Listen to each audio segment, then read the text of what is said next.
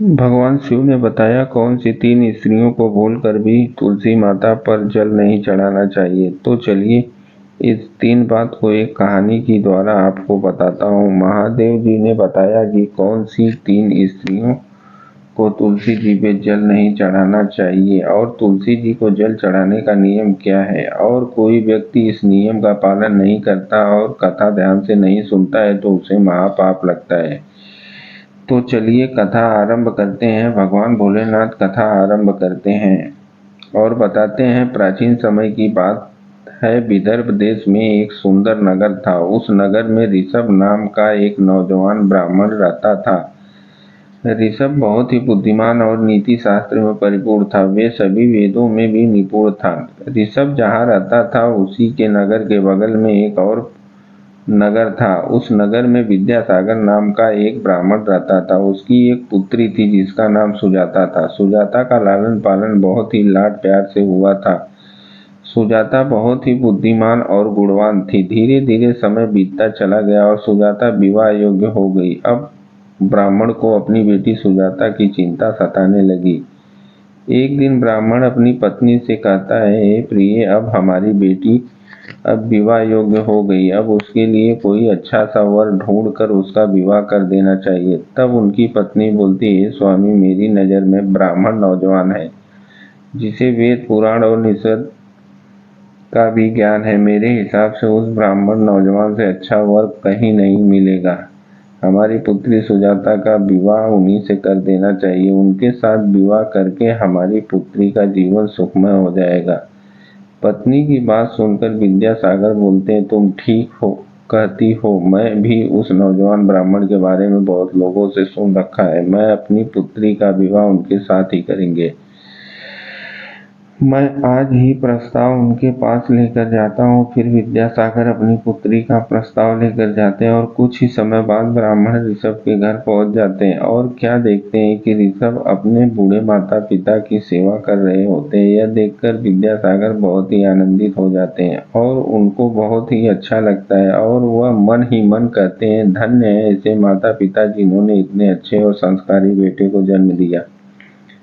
धन्य है ऐसे माता पिता। तभी ऋषभ की नजर द्वार पर खड़े ब्राह्मण पर पड़ी और वह तुरंत विद्यासागर के पास जाता है और बोलता है, ब्राह्मण देवता, अंदर आइए, आपका स्वागत है। मैं आपकी कौन सी मदद कर सकता हूँ। अतिथि स्वागत देखकर विद्यासागर बहुत खुश हुए और तभी विद्यासागर की नजर आंगन में लगी तुलसी जी के पौधे पर पड़ी। यह देखकर विद्यासागर बहुत प्रसन्न हो जाते हैं और विद्यासागर को विश्वास हो जाता है कि ऋषभ जैसा वर मेरी बेटी सुजाता के लिए कोई दूसरा हो ही नहीं सकता। तब विद्यासागर ऋषभ से बोलते हैं, आज मैं आपके घर अपनी पुत्री के साथ आपके विवाह का प्रस्ताव लेकर आया हूँ। मेरी पुत्री के लिए आपके जैसा श्रेष्ठ विद्वान कहीं और नहीं मिल सकता। कृपया आप मेरी प्रस्ताव स्वीकार कीजिए। और वहां बैठे ऋषभ के माता पिता भी यह बात सुनकर प्रसन्न हो जाते हैं और ऋषभ को विवाह के लिए मना लेते हैं। फिर क्या था, ऋषभ भी विवाह के लिए मान जाते हैं। फिर विवाह का मुहूर्त तैयार किया जाता है और एक शुभ मुहूर्त देखकर ऋषभ और सुजाता का विवाह हो जाता है। सुजाता अपने ससुराल जाती है और वह अपने सास ससुर की बड़ी सेवा करती है और वह उनकी हर बात मानती है। सुजाता के ससुराल वाले भी उसकी सेवा भाव से बहुत खुश रहते हैं और सुजाता सबसे पहले शुभ मुहूर्त में उठकर घर का आंगन साफ करती है और फिर स्नान करके वे सबसे पहले तुलसी जी को जल देती है और पूजा करती है और फिर भगवान विष्णु और लक्ष्मी जी की पूजा करती है। उसके बाद भोजन बनाकर तुलसी पत्र डालकर भगवान विष्णु जी और लक्ष्मी जी को भोग लगाती थी। सुजाता के अंदर एक चरित्रवान और पतिव्रता नारी के सभी लक्षण थे। वह सत्य धर्म की पालन करने वाली पवित्र स्त्री थी। उसने कभी अशुभ काम नहीं किए। सुजाता के ऐसे सात्विक और सरल स्वभाव को देखकर माता लक्ष्मी उस पर खुश थी और माता लक्ष्मी खुद चलकर उनके घर आकर निवास करने लगी, जिससे सुजाता की सुख समृद्धि और बढ़ गई। फिर भगवान भोलेनाथ कहते हैं, लक्ष्मी जी अपनी दया दृष्टि और कृपा बनाए रखती हैं। जो स्त्री पतिव्रता और जो सत्य धर्म का पालन करती हैं। और सुजाता के अंदर वो सभी गुण थे, लेकिन सुजाता की एक गलती के कारण लक्ष्मी जी उससे नाराज हो जाती हैं और उसके घर से चली जाती हैं। तब आके भगवान भोलेनाथ बताते हैं कि लक्ष्मी जी क्यों सुजाता से नाराज होकर उसके घर से चली जाती है। एक दिन सुजाता का पति कामातुर होकर सुबह स्नान करने के बाद सुजाता के पास आया और शारीरिक संबंध स्थापित किया, जिससे सुजाता अपवित्र हो जाता है और सुजाता अपने मन की वासना में नहीं कर सकी। वह अपने नित्य नियम पूजा पाठ को भूल गई और बिना स्नान किए तुलसी जी को स्पर्श किया और तुलसी जी को जल दे दिया, जिससे माता लक्ष्मी जी रुष्ट हो गई और सुजाता के घर को छोड़कर चली गई। धीरे धीरे सुजाता की हालत बिगड़ने लगी और वह धीरे धीरे सभी धार्मिक कार्यों से वंचित होने लगी। इसका असर सुजाता के पति पर भी पड़ने लगा और वह भी सदा कामातुर होकर सदा सुजाता के साथ विहार करने लगा।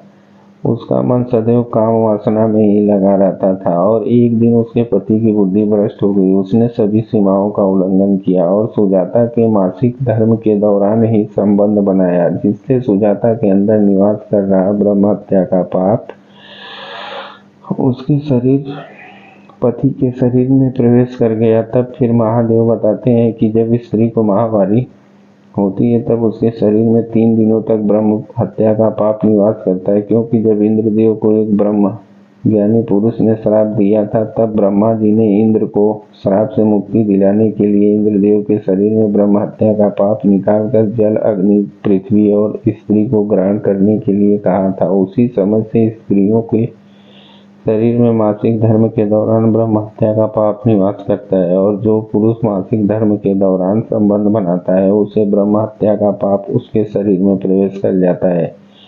वहीं ब्रह्म हत्या का पाप सुजाता के पति के अंदर प्रवेश कर गया और धीरे धीरे उसके पति की हालत खराब होने लगी और वह बीमारियों से घिर गया, उसे कोढ़ हो गया। वह दर्द से चीखता चिल्लाता और बोलता, हे भगवान, ये मुझसे क्या पाप हो गया, मुझसे अनजाने में पाप हो गया, ये सब जानते हुए भी मैंने महापाप किया है। हे प्रभु, मेरी रक्षा करो और मुझे इस बीमारी से मुक्ति दो। अपने पति की यह हालत देखकर सुजाता डर गई और जोर जोर से रोने लगी, कहने लगी, हे भगवान, मुझे माफ कर दो, मुझसे अनजाने में बहुत बड़ा अपराध हो गया।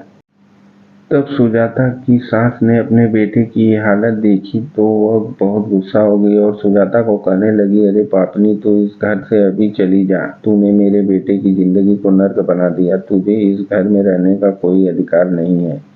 इतना कहने के बाद उसकी सासू माँ ने उसे घर से बाहर निकाल दिया और वह बहुत ही दुखी हुई। उसे समझ नहीं आ रहा था क्या करूं, कहाँ जाऊं। वो चलते चलते जंगल पहुंच गई। उसी जंगल में एक सन्यासी महात्मा का आश्रम था और सुजाता वहीं आश्रम पर जाकर बैठ जाती है और उससे हुए पाप के बारे में सोचकर रोने लगती है। और कुछ समय बाद महात्मा अपने आश्रम पे कहीं से आते हैं तो देखते हैं कि उनके आश्रम पर कोई स्त्री रो रही है।